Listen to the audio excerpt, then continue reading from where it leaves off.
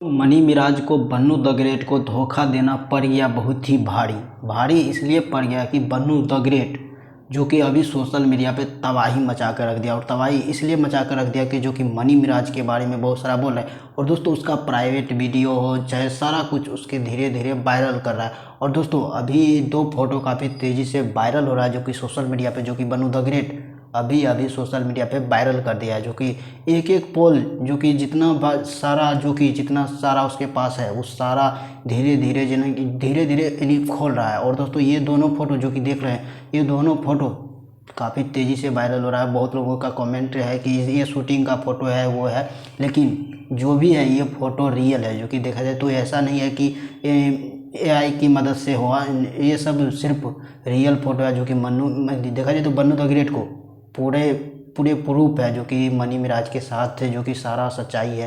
लेकिन इस फोटो के बारे में आप लोग क्या सोचते हैं, अपना कमेंट बॉक्स में जरूर दीजिएगा। कौन गलत है कौन सही है ये भी आप लोग कमेंट में बताइएगा कि मनी मिराज के साथ कुछ गलत हो रहा है या मनी मिराज के साथ सही हो रहा है, या बन्नू द ग्रेट सही है, या कौन गलत है आप लोग कमेंट में जरूर बताइएगा। इसी के साथ मिलते हैं नेक्स्ट वीडियो के साथ। कोई भी दिक्कत हो तो कमेंट कीजिएगा, उसमें वीडियो बनाने का पूरा प्रयास